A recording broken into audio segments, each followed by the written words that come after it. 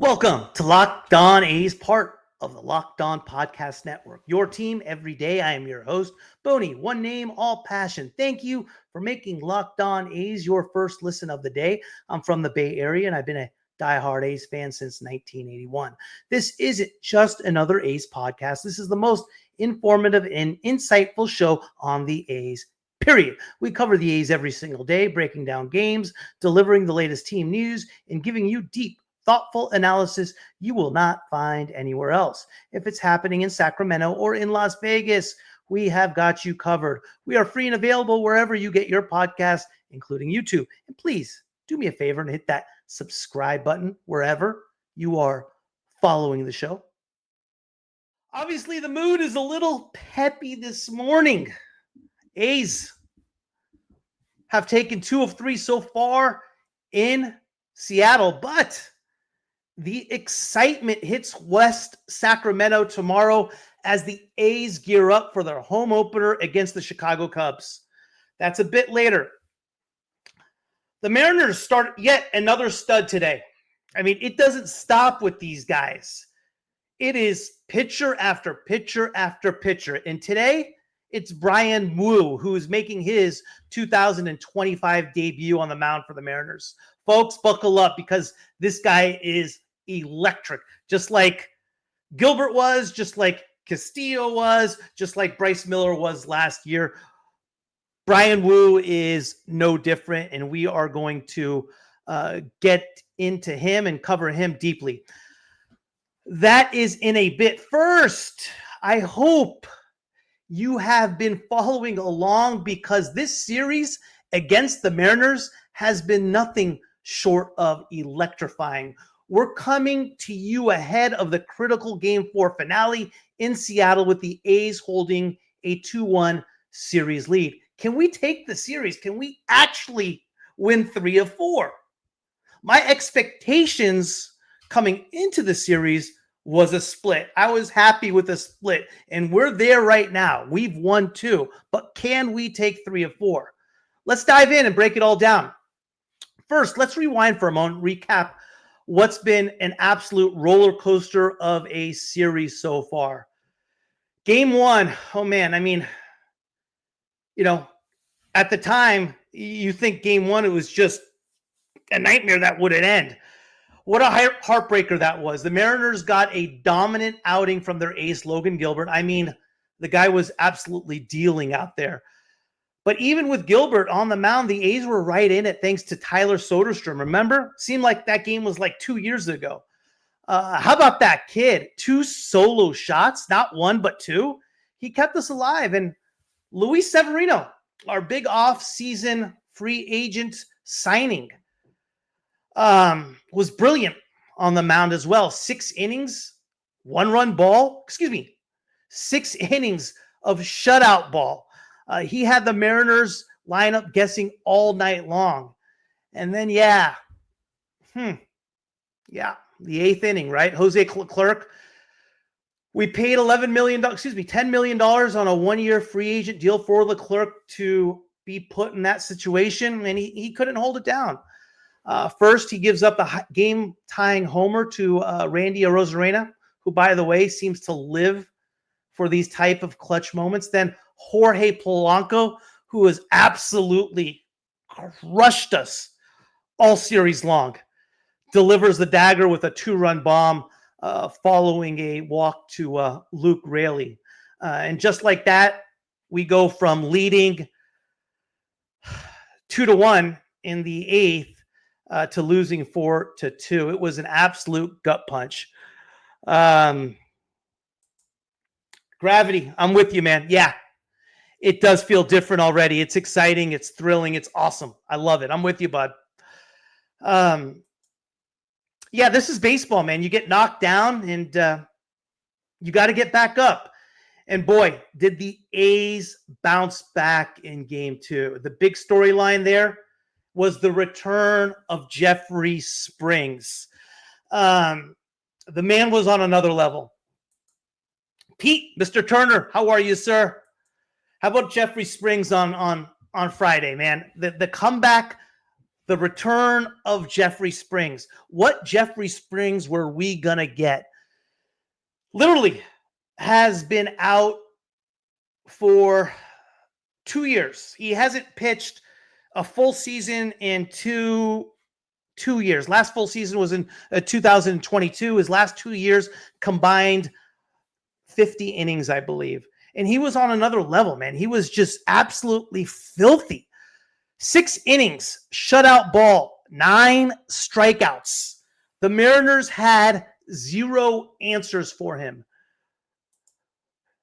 If it wasn't for Leclerc, yeah, we just talked about it. 4-game sweep. Well, that's okay. That's all right. I hear you. It's baseball. I'm with you. But coming into the series, we got to stay with the expectations. A split's what we want. We're in a position to take 3 of 4. Let's get there. But like I said, we responded in game 2. The Mariners had no answers for Jeffrey Springs. And let's not forget about Brent Rooker, right? Stepping up with a 2-run blast to put us on top for good. And you guys remember how that inning started. It was 2 outs, nobody on. Lawrence Butler, double. Brent Rooker, bomb. Left center field fence. Nuts. Hey, Boney, A's fan from Savannah, Georgia. Like Gravity said, it felt different. So excited for the team. Let's go, Athletics. Thanks for keeping us motivated and informed. I appreciate that, Mr. Soto. Very nice for you to say, man. It's exciting. No question about it.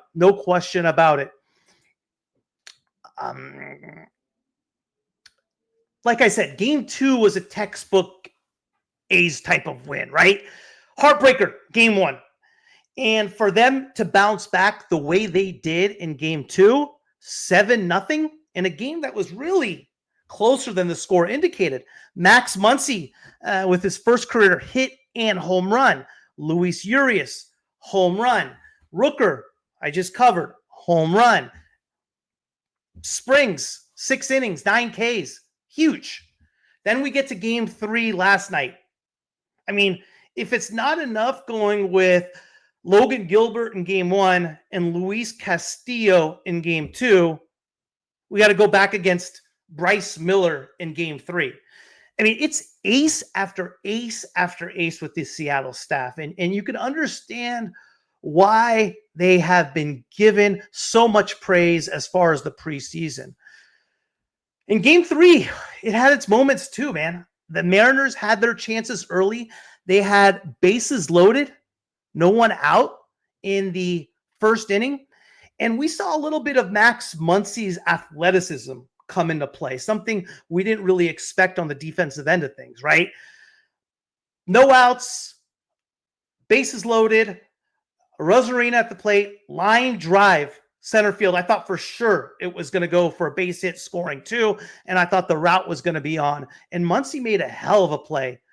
Used that athleticism, went up top, got the line drive, and doubled off Julio Rodriguez at second base. The Mariners couldn't capitalize what's so big, and when you let a team like the A's hang around, we'll make you pay. Shea Langoliers, again, another 2-out type of deal that was similar to Friday night. Brent Rooker, single to right field. Langoliers, bomb, left field. It's just, whew, it gave us the lead 2-1, and it was all the momentum we needed, man. That's for sure. Yeah, what's the deal with those torpedo dads? I don't know how I feel about that. I'm actually really looking forward to seeing how that Yankee game goes today. Are they going to continue to just hit balls? It doesn't seem right? You're putting all the weight. It's legal, what they're doing, but there seems something off about it. You're putting all the weight of the bat into the barrel of it. Or how come somebody hasn't done it sooner? I don't know. Yeah, 3 of 4. I'm with you. Pete, Oaks, Whip, these 3 games. Yeah. 1.14 is ridiculous. No question. Even these fall short. Yes. Yes. Yeah, you're right. Gravity, the whole goal of this series and against any type of team rival, division rival, how you make the playoffs, you don't try to beat up on the good teams. You try to hold serve, right? 4-game series against a team like Seattle, against a team like Texas, against a team like Houston. You want to split home or away. On the road, you take 1 of 3 at home. You take 2 of 3. The key to making the playoffs is beating up on the bad teams, the Angels, the White Sox, those types of teams. You want to sweep a 4-game set at home, take 3 of 4 on the road, sweep at home, take 2 of 3 on the road. That's the key. You got to beat up on the bad teams and hold serve against the good teams. And that's what we're doing. But hey, you know what? We're in a position to do so. I love JP Sears on the mound today, and we're going to get into that in a little bit. Yesterday, let's get back to yesterday. Osvaldo Bido gave us exactly what we needed, right? Just enough length to get us to the bullpen. And again, I talked about it last night. How about rookie Noah Murdock? He made his Major League Baseball debut last night, and he was phenomenal. Ice cold under the pressure. He goes 1 2/3 innings, no hits, 1 walk, a K, all in high leverage types of situations, man. Not bad for first time under the lights, that's for sure. That's for sure. You could make a living winning 2. Yeah, absolutely. Absolutely. You're absolutely right. Good call, Danny. How about Mason Miller in the 9th? Could you expect anything less from Mason Miller? And he wasn't getting him out with the fastball. It was slider. Mariners chase. It was phenomenal. That was a fun game last night, man. What can you say about Mason Miller? The dude just does what he does, right? He just shuts it down, man. And here we are. The A's are up 2-1 and in the series heading into today's Game 4 finale. And let me tell you, the story of this series has been A's starting pitching. Severino, Springs, and Bido have combined for 17 innings, 19 strikeouts, and just 1 earned run. That's elite stuff right there. And if our starters keep this up tonight, we got a fantastic shot at taking 3 of 4. I don't want to forget about Tyler Ferguson last night in the 8th. He had a rough opening debut on Thursday, but he was a key piece to our bullpen last year. And yesterday, 1 inning pitched. It was a perfect inning. He struck out 2. He had great stuff. He was phenomenal. March Madness is here, and FanDuel is giving you the chance to get in on the action like never before. Right now, new customers can get $200 in bonus bets when your first $5 bet wins. That's 200 extra bucks to use on everything from buzzer beaters to Cinderella stories and even who's cutting down the nets. I've got my eye on a few underdogs this year, and FanDuel makes it easy to back them with spreads, totals, and game props. With tournament games happening almost every day, there's always something exciting to bet on. The FanDuel app is simple to use, and when I win, I get paid instantly. No waiting around. So visit FanDuel.com and get in on the college hoops action all tournament long. Let's talk about today. Let's see what's at stake here today. It's not just any other series. Going into yesterday's game, I believe it was, or Friday's game, excuse me. The A's were 5-18, I believe. 5-17 or 5-18 against the Mariners since 2022. They have owned us. It's just a bad matchup for us. So going into this series against a team that has historically had success against us, and for us to be doing what we are doing against them, again, against a team that has had so much praise. A lot of people have picked them to go to the World Series, to win the West, to win the AL, to go to the World Series. And you can see why with that pitching staff. And the guy they're missing, they still don't have George Kirby, who's on the IL, and he's another ace. We're going to miss him this week, but I mean, it's not like Bryan Woo is no slouch either. He's as good as anybody on that staff. The good thing about the great thing about baseball is that every game matters, right? Everyone talk, well, it's early in the season. Guys, a game in April is as important as a game in September. They're all one game, right? It's like when you're playing golf and you can't make par or birdie, right? And you're going for like double or triple. It's all a stroke. You don't give up on things, right? It all counts. This game's just as important. And the team that keeps that focus in for 162 is so important. I look at the A's and, coming from the Bay Area, you learn to not like the Dodgers and the LA Dodgers, obviously. But you look at a team like the LA Dodgers, and yes, they have star after star after star on that team. But what does not impress me about the Dodgers is their stars. I'm not impressed with their stars. What I am impressed with is their culture. The Dodgers are building a culture like no one else. They all take pride in who they are, the professionalism of what they are doing, and being together. And that's what I see this A's team doing as well. You don't know when stars are going to be stars, right? So we'll see. To me, it has a lot of similarities with regard to the Dodgers as far as chemistry. As far as stars, we don't know that yet. If you bury the first hole, it counts the same as you're 100% right. You're absolutely right. But you also got to remember, going into today's game, the Mariners are fighting for their lives too. They're going to come out swinging, man. But if our guys stick to the formula, solid pitching and timely hitting, I think we're going to give ourselves a good chance.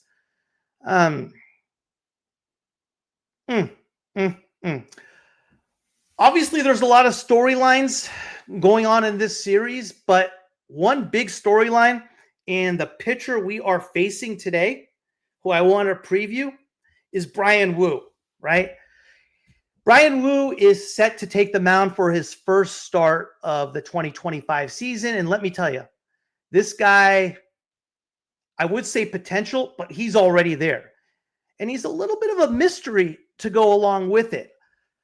First off, who is this guy? Who is Bryan Woo? Woo is a 25-year-old right-hander who made his major league debut last June after being drafted in the 6th round by the Mariners in 2021 out of Cal Poly. He's a San Luis Obispo kid.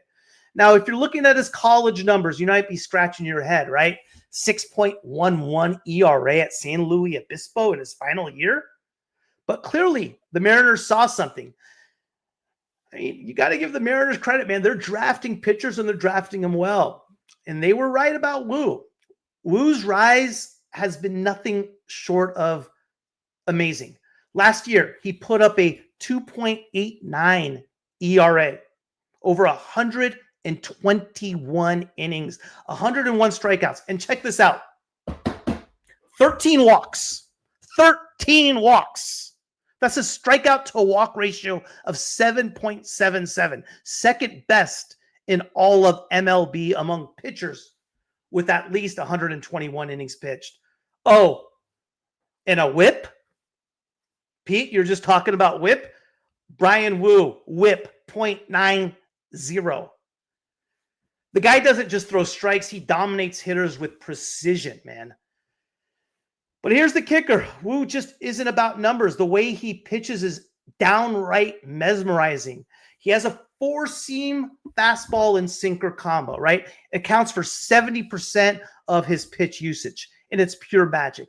It's just not the velocity either. It's the deception. Woo releases his pitches from one of the lowest release points in all of baseball, making it nearly impossible for hitters to pick up the ball. It's so tricky.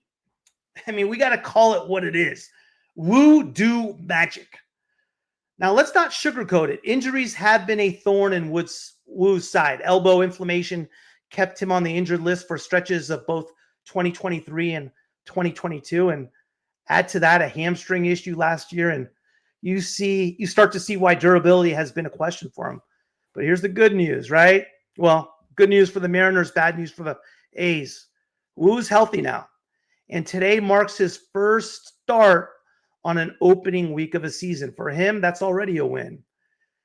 Woo himself said it best. It's been fun to experience all the opening day stuff and the energy. Obviously, missing last year was tough.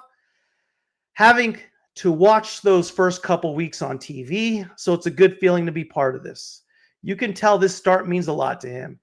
And that kind of motivation can be dangerous for opposing hitters. He's going to be jacked up, man. He's going to be ready to go. Let's break down his arsenal and what makes him so tough to face. His pitch mix. We talked a little bit about it already. Four-seamer, which he throws nearly half the time, 48.8% of the time. It pairs beautifully, like I said, with his sinker, which he uses 23% of the time. It keeps hitters guessing whether the ball will rise or dive at the last second. But Woo isn't just a two-pitch guy anymore, man. He spent much of spring training refining his secondary pitch. He has a slider now, a sweeper, and a changeup.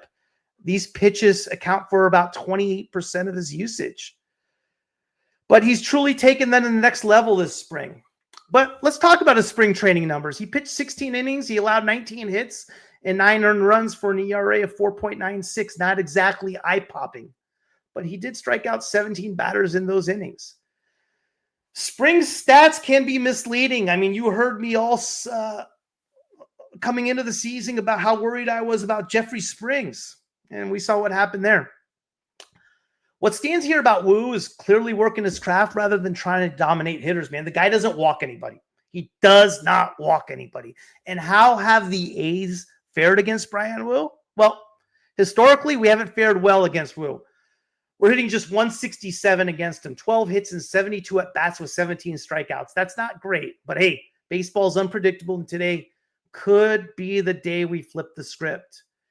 If we're going to have any success against Woo, we'll need to make him work early in the counts and get into that Mariners bullpen as quickly as possible. With that low release point and deceptive fastball movement, chasing pitches out of the zone can spell disaster. The key is going to be patience today. Patience. Got to force Woo to throw strikes, which he does with his secondary pitches, though, and capitalizing when he makes mistakes over the plate. It's not going to be an easy game today, guys. It won't. But taking 3 of 4,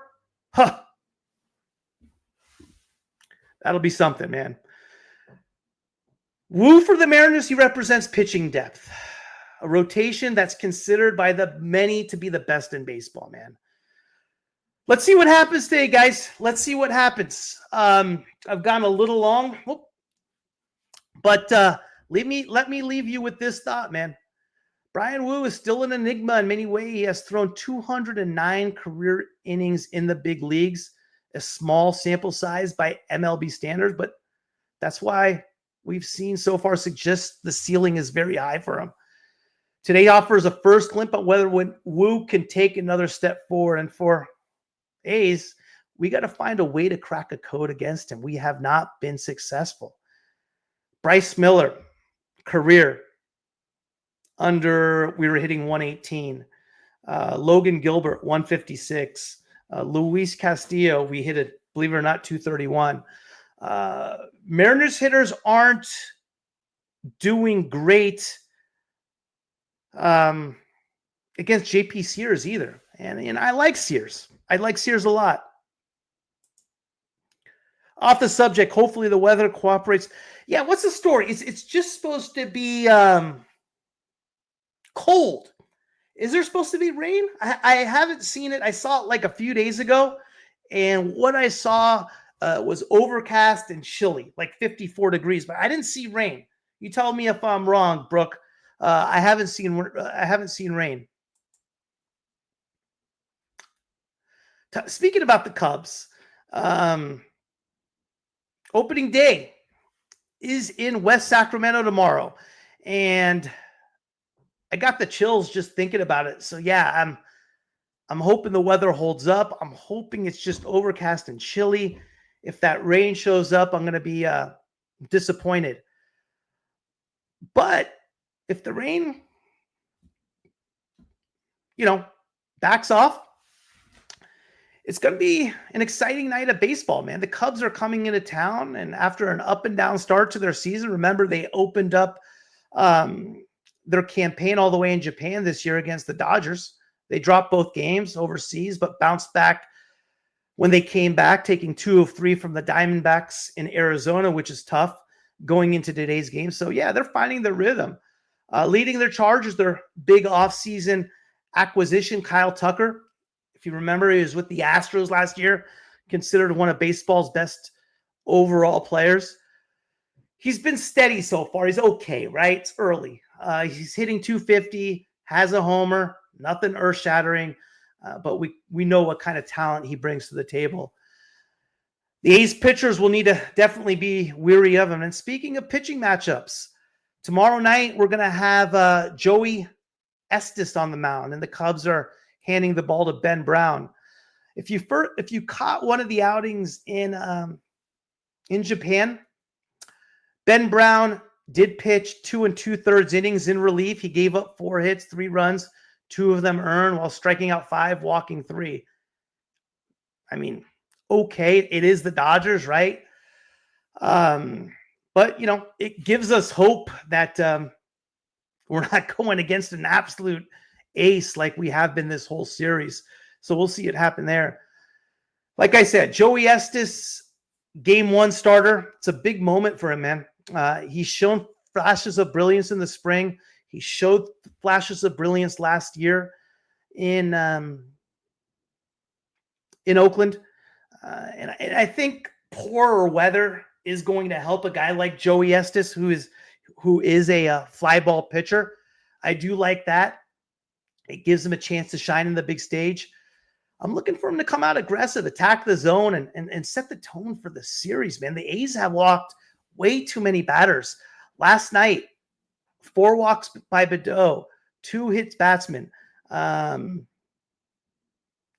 walk by Harris, a walk by Murdoch, 8 walks, 8 free passes yesterday, including the hits batsman. Severino had 4 walks. Leclerc had 1. Who else had 1 on Thursday? Ferguson had 2 walks on Thursday. Yeah, so we're walking a lot of guys, man. That's been the theme for the A's. It was a theme for them last year, and that needs to get fixed. Let's break down the series. After Estes tomorrow night, we got Luis Severino in game 2 of the series, and then Jeffrey Springs in game 3. That's a good, strong trio against the Cubs team that will counter with Justin Steele, Jamison Talon, and after Ben Brown. Yes, Brock, I think it'll be called before. Okay, but is it showing for rain after 5 p.m.? Good. I'm coming all the way from, I got to hike myself. It's a good hour and a half drive for me. So hour 40 maybe. I'm thinking 1 o'clock departure, maybe 2 o'clock departure. I don't want to go too late. On paper, this is the type of series we're talking about, expectations going into series, right? Expectations going into the series in Seattle was a split. Going into a series against the Cubs at home would be 2 of 3. 2 of 3 is what the expectation would be. But yeah, why not 3 of 4 today, and why not a sweep? But again, it is baseball. It's not going to always go your way. I think if we win enough of the series that you have the expectations for, you're going to be okay. You're going to have a real good shot at getting yourself to postseason play. That's for sure. And yeah, it's an extra special series. It's an extra special night. It's opening day at home, and there's just something magical about that first game in your own ballpark. I don't care where it's at. I don't care if it's a minor league ballpark. The smell of the fresh cut grass, the energy of the crowd. I love how part of me likes it, the minor league. It's going to be 14,000 Sacramento fans going nuts. We haven't seen that in a long time, so I'm excited about that.